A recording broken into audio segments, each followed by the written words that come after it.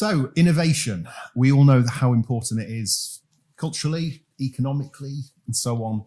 But really, what is it? How does it work? When doesn't it work? And what should universities be doing to ensure that innovation remains innovative? Welcome back to Innovate Together, the podcast. My name is Professor Matt Freeman. I'm the Centre Director here at Futurespace, which is UWE's Innovation Centre for High-Tech Businesses.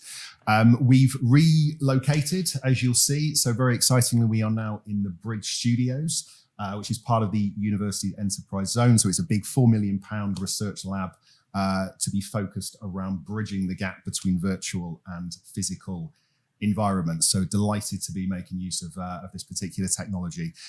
This podcast is about giving everyone a bit of a peek, really, in terms of how innovation works. So we're going to peek behind the curtain of the innovation journey, particularly in a collaborative context. Focus for today's episode is innovating with universities. And absolutely delighted to be joined by Nick Sturge. Nick, I don't think you need a huge introduction, but I'm going to ask you to do it anyway, if that's all right. So Nick, can I get you to just say a little bit about your background? Sure, yeah. So I'm Bristolian through and through, so passionate about the place that I live and work in, and I've worked all my life. So I started in tech, did a degree in electronic and computing, didn't really understand it. I got a first, but I didn't really understand it. Found myself, I'd worked in a medical tech startup, then found myself in the semiconductor industry, kind of finding my feet and landed on actually supporting people, working with people, so supporting the design engineers. And then we found ourselves made redundant from that corporate, semiconductor corporate in Bristol, and did our own startup. Grew that 3 years, listed on the stock exchange, continued to grow it, moved to the full list of the stock exchange, downsized. So 11 years of roller coaster, understanding the basics of business and the vagaries of being a listed company, but significant growth. We got to 125 people, UK and US.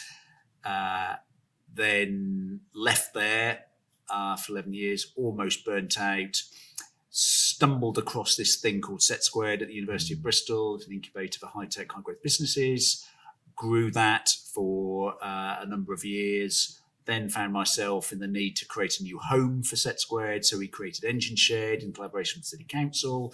And that then became an innovation hub, is probably the best label, but even that doesn't do it justice. It was a place where not only could we host this incubation activity, which was for innovative companies, but then Engine Shed itself was very innovative in terms of how we used the place, both in terms of that location, that particular bit of Bristol, and the footprint of what is a very traditional styled university into a very different bit of Bristol. Of course, now it's growing, the new Temple Quarter campus in East Bristol.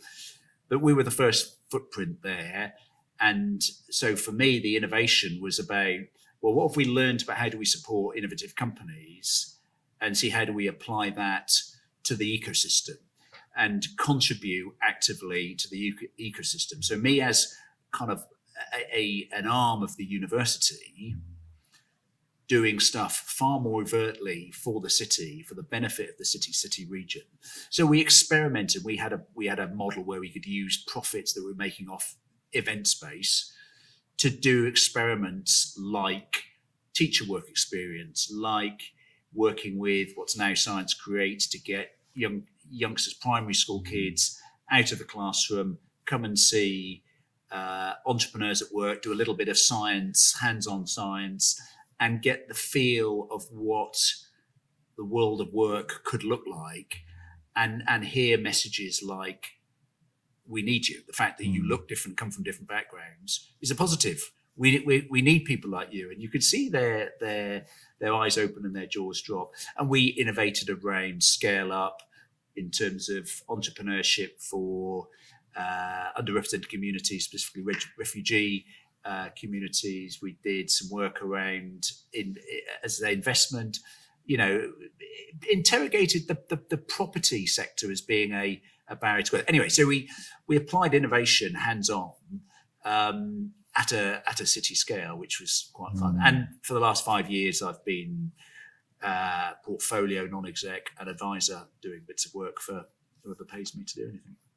So when we first met, there's no way you remember this, but I saw you walking through Future Space, and something you said when we first met was, I spent most of my career on the edge of universities, not in them, but on the edge of universities. And it stuck with me because it's now the role I'm in, essentially. It's not in universities, it's on the edge. And it's a really interesting place to be. And what I kind of want us to talk a little bit about is, as someone who on the edge of universities, many, many years of doing that, really kind of what you're seeing and what your take is in terms of the challenge that universities are currently facing, particularly in terms of working with business at the moment. So, I'm thinking, it was in the news, wasn't it, the other week, Cardiff University, 400 job cuts, and that's one of many that we kind of sort of seeing at the moment. There was some interesting stats that came out actually from the National Centre for University and Business, where it was kind of tracking university business engagement and interactions over the kind of last year. And what was notable was that it's going down. So despite all of the push, everything from government, everything from policy, everything universities are doing, it's actually going down. Only 0.9 for larger companies, but 6.4 for SMEs, which I think is kind of quite notable. First of all, what do you make of that? Like, why is that trend as it is? Well, it doesn't surprise me. I joined the University of Bristol. So I joined the University of Bristol in 2005. So that's 20 years ago. And then it was understood and blatantly obvious that it was difficult for businesses to do business with universities and vice versa. And at that point, a number of reasons for that. Which door do you knock on? The cost that universities needed to charge for the services they provided. The challenge for businesses to articulate what actually it was that they needed. The other thing that was inevitably a barrier was what I called the heartbeat. An entrepreneurial heartbeat is by the hour or day. I've got a problem, I need an answer, and I want it now, and I want the solution tomorrow. University decision making is typically longer. It's years often. Just think about. So there's the R&D side and there's the talent supply side of universities, that research and that teaching piece. From a research and access to the knowledge and the expertise, those things I've described were prevalent and still are. From a teaching side, graduates come out once a year, and projects that have been a good way of students engaging with business and therefore universities engaging with business at a particular time of the year. And if that doesn't fit with where an SME or a corporate is on their cycle, and actually there's something in that, corporates, it's easier to adapt to the university cycle because they tend to plan things at night. The SME, be it a 5-person SME or a 100-person SME, still doing things on a fairly tight time frame. And right, we've got something. Yeah, we can. You might get an invite from the university to do something. Oh, well, we can't do it. We can do it now. Oh, no, we want you to do it in September or October. So it just doesn't work. So that's always been the case. And I think that what's happened in that a lot of things have happened in that 20 years. The funding environment has changed. And in a research intensive university, and this applies to all of them, I'm not singling out Bristol, the academic endeavour, alignment with teaching the people who we need in our workforce to go and invent products and services and deliver societal or economic value in the economy or in society, haven't always been happy bedfellows. You might, for example, ask an leading academic, what's their motivation? Well, it's these leaf cells, or how electrons react to whatever. What about teaching? Oh, well, I do a bit of teaching because I have to do a bit of teaching. Now, I'm characterising, and that may be unfair. But of course, now that's where the students is where the money comes from. Yeah, absolutely. And so you've got this tension. And what you've also got is this challenge for SMEs, especially, who really need cutting edge knowledge. If the accreditation process for a degree course is a couple of years, the content is out of date almost by definition. Yeah. Now, universities are not just about teaching technical content. It's the learning, the soft skill, the ability to navigate, the self-confidence, all those things that you need in employees. But the need for what employers need now has changed. And I don't think universities from a teaching point of view have caught up with that. And so you've exacerbated that research and teaching tension. And I think even in teaching-led universities, you've still got a bit of that tension, though it's slightly different, but you've still got this accreditation point of view. So it then becomes harder for businesses to engage with universities. The other thing is because it's been a problem, lots of money's been thrown at universities to try and solve this problem. And I went to one university not so long ago, not in this part of the UK, but elsewhere, where the number of brands plastered across one building was just completely confusing. And it's because they had a bit of money to do something and they'd had to put brand on it. So they're almost making it worse because they were trying to position something as solving this problem. But it's about, I think it comes down to inputs, outputs and outcomes. And often money from government or wherever is related to outputs, not outcomes. And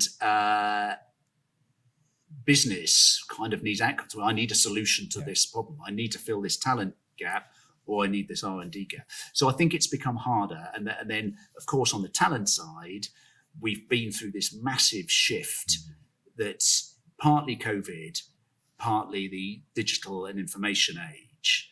And the rate of evolution, I think human evolution has been massive in the last 10, 15 years. COVID has exacerbated that. So people coming out of education now simply because of the age that they are, and I don't mean to be, patronizing about young people, but it's different. It's a very different. We've gone from hunter to farmer in terms of, going and finding information to assimilating information in a generation. And that's massive, and that has a lot of knock-on effects. I struggle to read anything at length now because I'm used to bite-sized information. So that's changed completely the way I work and can operate, and so that's very different. So that has also put, I think, a different light on graduates to employers and made that a little bit harder for SMEs to engage. So I think there are a number of things there, and we can drill down on some of those. But I think it's a problem. Going back to your question, I think it's a problem that businesses are engaging with the university less. But I think it's a symptom of a number of things. One is businesses need different things now, or in different ways. They still need access to knowledge and expertise and talent.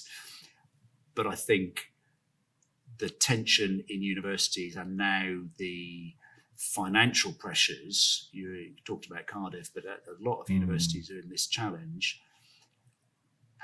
They're answering that problem in the wrong way often. And we can drill down to that. So that the tensions are becoming harder, and universities are, I think, fundamentally confused about what their role is. And that's no particular university. That's generally. I agree. I mean, let's just pick up on a few bits of this actually. So, first of all, what businesses need from universities is kind of changing. I mean, I often sort of think about there's a real sort of power problem as well as the mechanics and the operations of doing all of this. there's power issues as well. Like, if you think about traditional models of academia, it was very much, the academic is in the ivory tower, and then eventually then the impact model comes about. So then suddenly the business is this thing, this object that is somehow inflicted with some kind of knowledge in some kind of way. Whereas now, obviously, what we're seeing with all of the shifts of knowledge exchange and partnerships, and these becoming metrics essentially for how universities are measured, the power kind of has to change, doesn't it, a little bit, or at least you think it might move a little bit. I mean, are you seeing any of this in terms of who comes first, almost? So I think that there's a couple of interesting bits there. That there's power and there's ego, and ego at a corporate level, and I think exacerbated by the financial pressures, which are avoidable, but the financial pressures reinforce this. Well, we're only going to do things if it brings value for us, and you can't argue with that logic. However, where does value sit? And so you get, for example, this issue about brand. Well, if the university has done something, it needs to get the brand credit for that. Does it? Why? Who cares? And when I ran the Set Squared incubator, I downplayed the university brand, except when I needed to, and it was always a bit of a tension because we do lots of really good stuff, and perhaps even more at Engine Shared, but the university didn't necessarily get the overt credit. Actually, people did recognise that the university was behind it, and that was fine. But the point, it was delivering value, and businesses and the city economy were benefiting from it. But the marketing department couldn't put any metrics of their own brand recognition. But of course, that's outputs, that's not outcomes.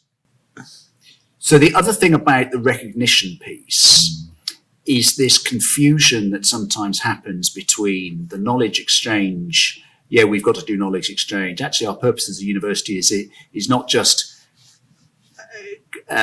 invent, understand and research and push the boundaries of academic knowledge, but deploy it. I mean, that's a fundamental purpose of universities that sometimes gets forgotten. Impact has come along, but it's a bolt-on. But still, there's this focus on ivory tower. I can see why you use that, perhaps not the term I'd use, but this assumption that the academic endeavour is the leading currency first, here and purpose. So if, for example, one of the models that has kind of worked a bit is this knowledge transfer partnership, where a company can buy a junior academic, a postdoc or something of that ilk, and get access to a senior academic, and it's cost effective. It's still a cost to work on a particular problem. And there's some great examples locally of some great KTPs where the business has been transformed by applying a bit of academic objective, analysis and coming up with a solution. Prime Minister's was a great one. They realised you didn't have to, heat and then deeply chill and then cook the pies. They could, bit of science, and they actually only needed to chill a bit and heat a bit and save masses. But what I've heard from a lot of companies that have done KTPs is they wouldn't do one again because if it was a good project that was successful for them, the university was then all over them. Can we do case studies? Can we come and get somebody else to look? And they're not interested in that. And of course, the university should be proud of being successful in that, but not to try and get brand recognition out of it. So perhaps that's about power and the assumption that this power dynamic that you see in businesses as well, that if there's credit to be had, we have to take it. Sometimes letting other people take the credit for things will pay back in the long term, and that I think is a difficult one. It's embedded in the walls of a lot of universities. I think the other part of your question is this: where does the power lie? Should it be with businesses to expect a level of service and access to knowledge, or should it live with the academic and the academic endeavour? I'm not sure that it's as clear cut as that, because I think society-wise, we need the academic endeavour. And you think, for example, one of the great academic inventions, realizations, was this thing about cot death and kids lying on their back as opposed to their front. Business didn't ask for that. That was academic endeavour. So we must never lose sight of the societal benefit of academic endeavour. But we need to find better ways of unlocking economic activity through making the resources, knowledge and physical that exist in universities available to businesses. And I do think businesses should expect to be able to get access to that, but it shouldn't distort. We do need to hold those two things in balance. Yeah. You kind of hinted a minute ago, which I completely agree with, by the way, this idea of sometimes what universities are offering isn't necessarily what businesses want, even if the actual product, e.g. the KTP, is arguably what they want, or sometimes can be. Some of the other stuff around it and some of the other processes is kind of not. So, I mean, I think this is the thing to really kind of dig into a little bit is which university services do reflect, do you think? Which business, what businesses are really kind of looking for at the moment? And what can the HE sector be doing in terms of, I guess, rebranding, remarketing, reproductising? Like, it feels like there's a massive gap, doesn't there, between what universities can offer to businesses. KTPs are, of course, a great example. And then maybe what a whole spectrum of businesses from SME upwards really kind of wants now. How big is that gap, I guess, is the question. So I think the gap is big, and I'll cut to solutions because it's easier to focus on those and we can, reverse engineer it. I think two things that can be done that could change the dynamic. One is, if you think the model of teaching at the moment, based on, to a greater or lesser extent at different universities, academic endeavour feeds into the content and the knowledge that is imparted to students who then go into industry in some form, probably. We've talked about that's potentially out of date, but of course degrees are not designed to be purely vocational.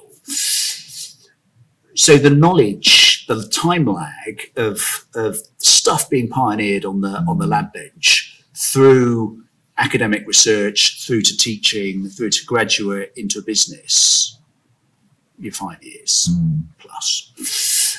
How do we get that quicker? Short courses. So making it easier for companies to send a senior or a junior member of staff on a 1 week, 2 week, 2 month course to tap into the state of the art. So it's unaccredited. So therefore it can be state of the art. And you have, the world's leading academics contributing to that stuff. You're then imparting that knowledge. Companies will pay for that, pay top dollar for that.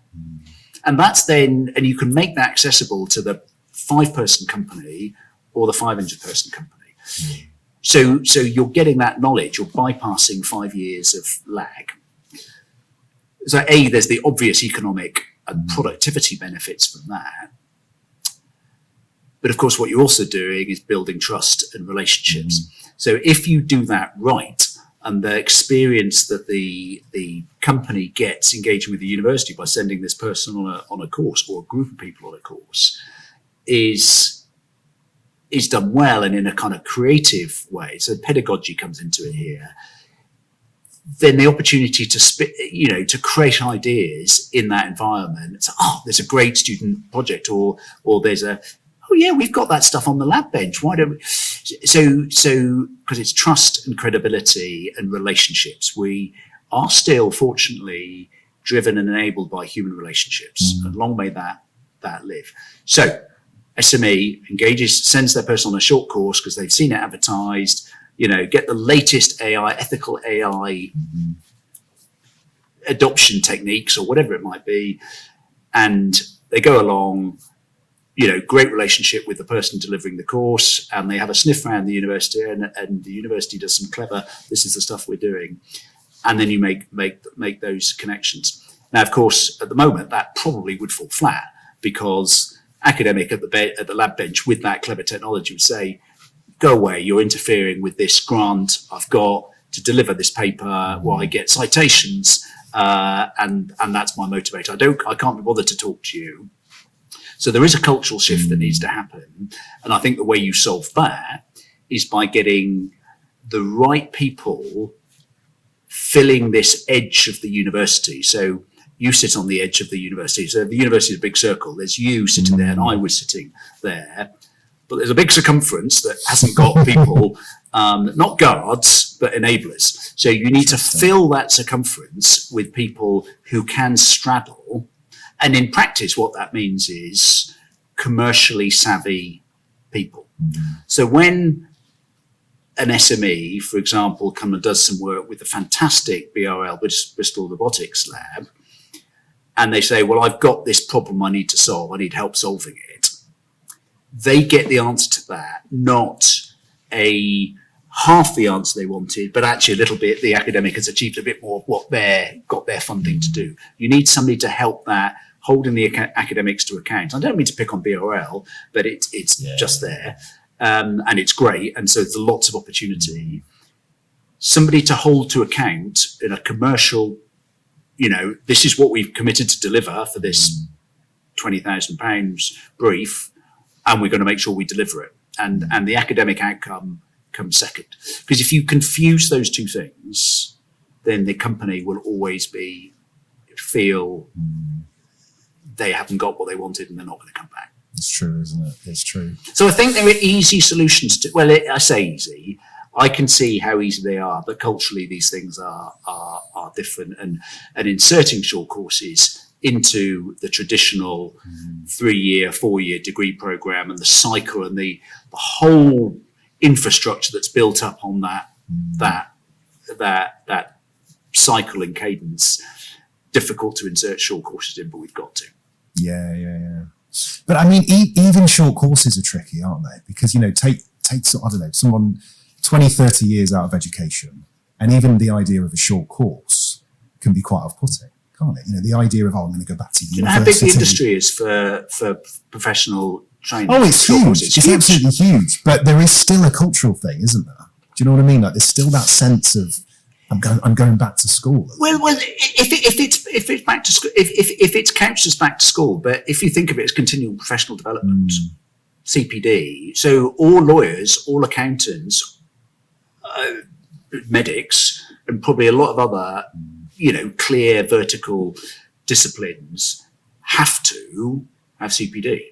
And my sense, and I haven't got any hard evidence, but my sense is businesses understand the need for CPD. Develop and grow. And if you just take this thing, you take AI, there'll be companies across all sectors fearful, their staff are fearful, and they're as likely to bury their head in the sands. Whereas actually, you manufacturing business, here's a course at your local university to help you understand the opportunities and debunk the myths. It's an absolute imperative, economic imperative, to be doing that. Yeah. And most companies will pay for that. A lot, yeah. Probably more than FEC would. For economic costing would require. Absolutely. Beyond CPD, as one product here, you mentioned R&D a second ago, for example, and the need for insight and academics and all of these sorts of things. Like, I completely agree the role of people and making those connections and then going in and then springing things off. And it is always the way it works, isn't it? But is there something more that HE can be doing in terms of just productizing something as slightly abstract as insights, if you like? Or I mean, R&D is kind of the way to go, isn't it? But what is that? What should that look like as a product, as a package? I don't know. It's a good question, and I'm not sure that the risk of productizing is that you invent something that the customer doesn't actually want or need. Well, there's a want, there's a need, and there's a articulation of either of those.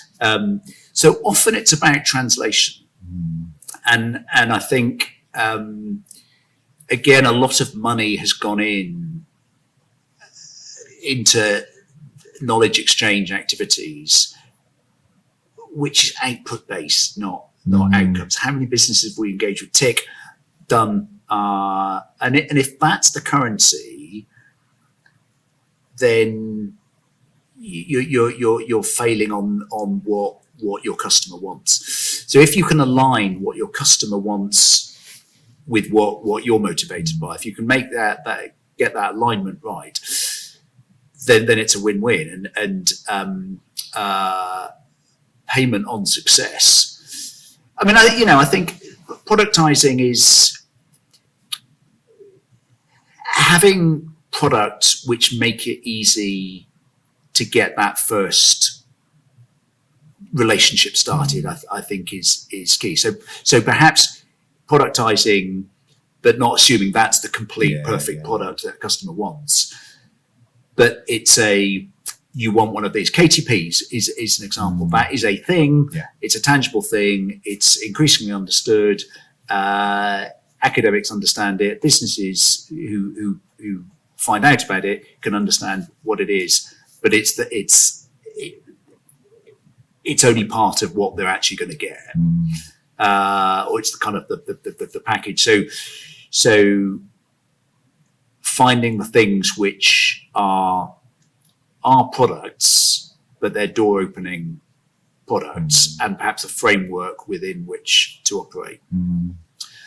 One of the things I've seen, which I quite liked, and of course I didn't see the outcomes of it, but it was in University of Illinois, where they provided a commercial service to businesses where there'd be a commercial business manager who would go out and find the business with a problem and say, right, we'll deploy a team of I think their model was a mixture of engineering students and business school students. So you need to be the right kind of project that got the team to work on deploying that.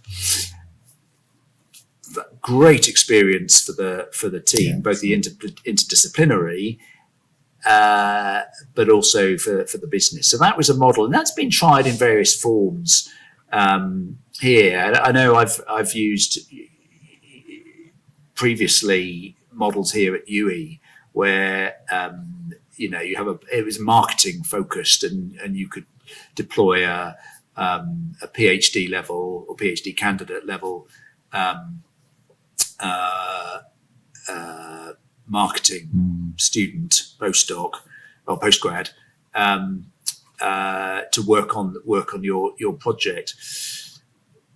But I think it was missing that commercial shim, if you like. It's still good, and I think it worked well, and it added some value to business. But it's about how do you make it really work. And so we get to the point where it's the norm that if you go to a business event, the question is, how come you're not working with the university? Rather than, oh, you're working with the university. We've danced around this a bit in terms of the need and the customer. What is it now?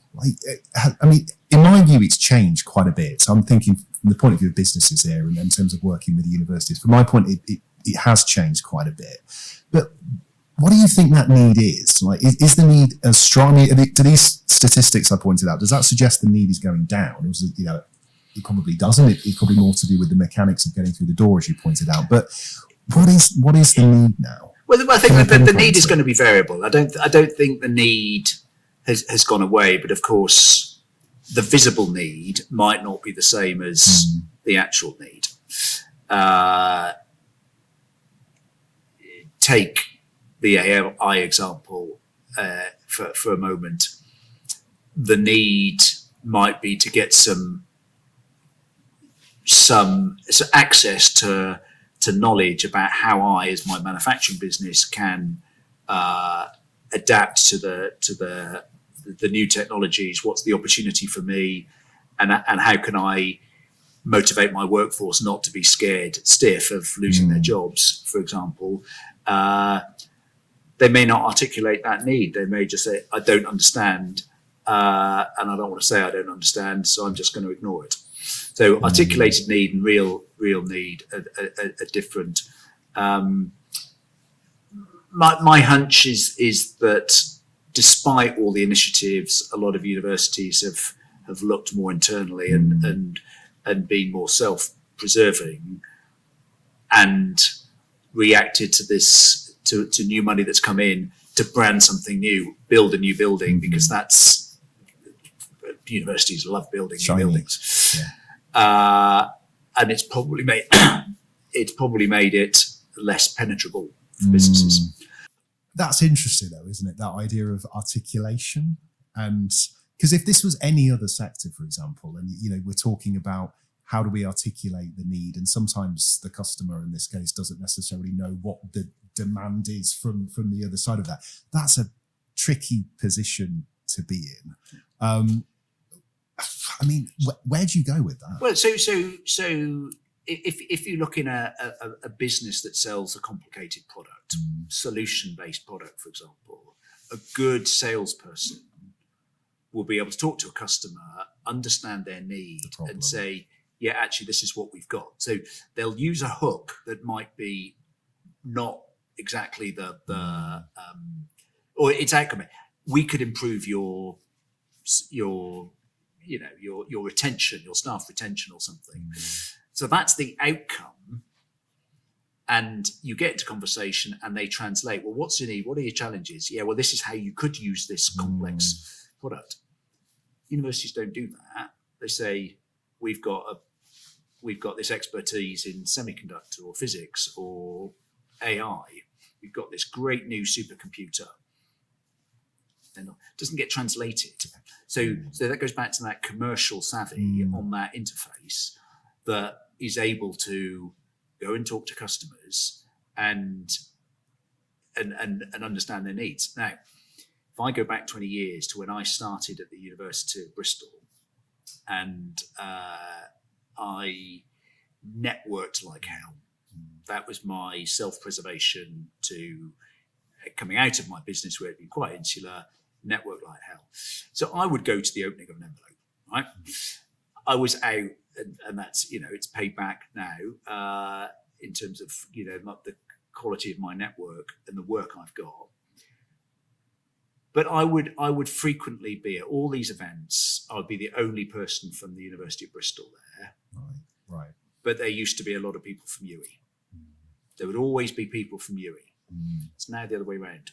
Now, it's nothing about UWE specifically and Bristol. The point is that you have to invest in engagement, just like businesses do. So it's not as simple as simply productizing. Still, the value of the translation, absolutely, but also the tactical marketing and going out and talking to potential customers and selling your wares, but doing it in an intelligent way. That person on the edge again comes back to that. What's the skill set for the person on the edge? Translation is the word you use, which I've used a lot in the past.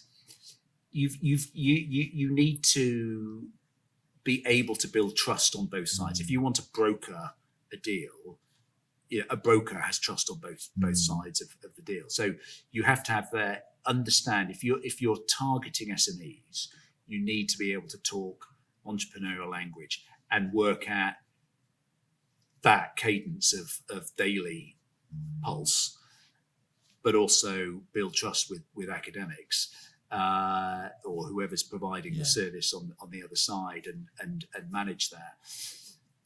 Tolerance,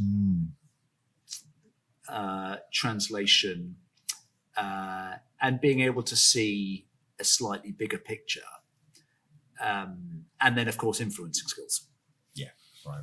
Good quality sales, not just, a coat full of watches, but actually, what's your problem? We can solve that. And then perhaps the more challenging bit, but I sense this is less challenging than it used to be.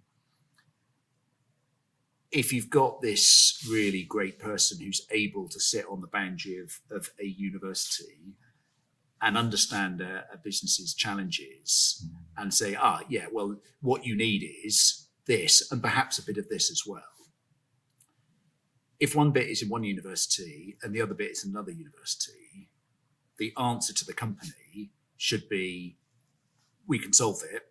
It's going to be a collaboration between these two universities and you, rather than, either we can do half the job or we'll pretend to do the whole job, but actually you'd be better off, but not say that. We've got to collaborate. So I think the interesting thing about that power thing, it is not so much in we should distort what universities do in terms of academic endeavour and teaching too much, but there is a more power put to the customer, but in terms of serving their need, and universities being within a peer group, as they're predominantly publicly funded. The onus is on them to collaborate with other universities and put egos aside. And actually, and to the positive, I think, is that 20 years ago, that didn't happen. I think now it does. The brokerage doesn't work, but there's far more academics working on joint projects. I'm working with the University of Bristol, where there's a Bath academic involved, and it seems to be happy as Larry. You'll get corporate egos, but the academics are working together, and I think that's great. West of England is a great place. It's small, it's rich, it's densely populated with innovation capability as well as people generally.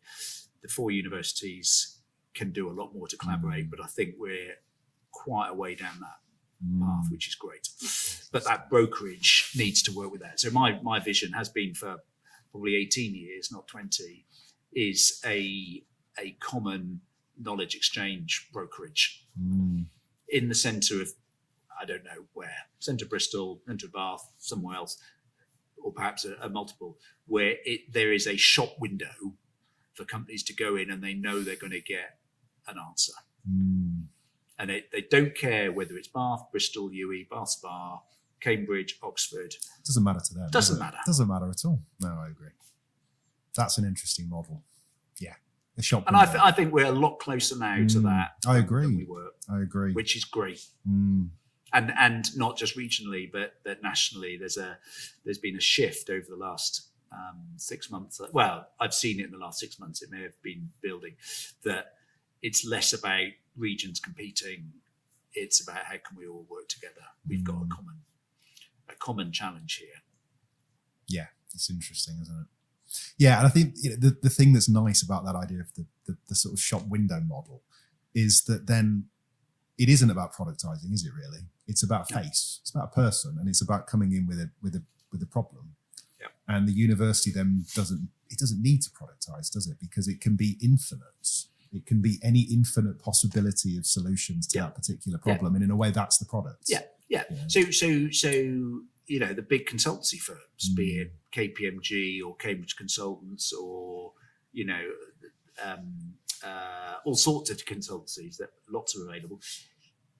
They can provide a full range of services to a company, and they manage it. And in some respects, a university could operate like that as a consultancy.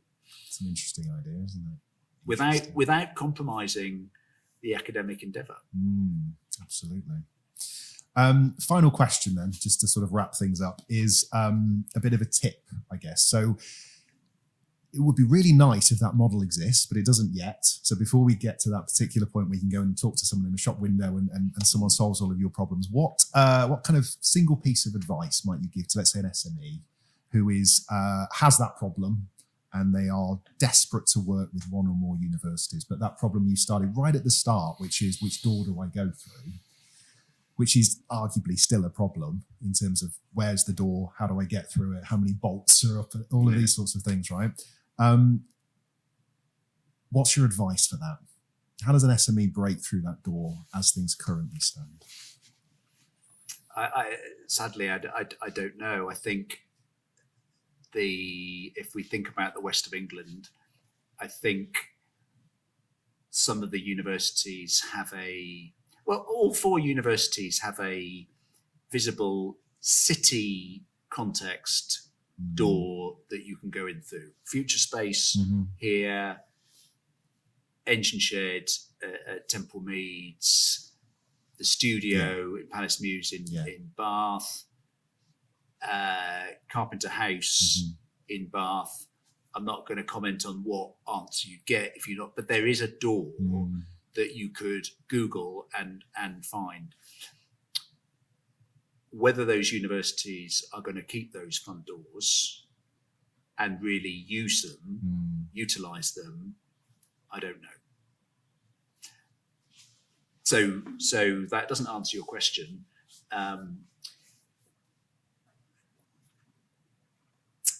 It's probably persevere with finding the human.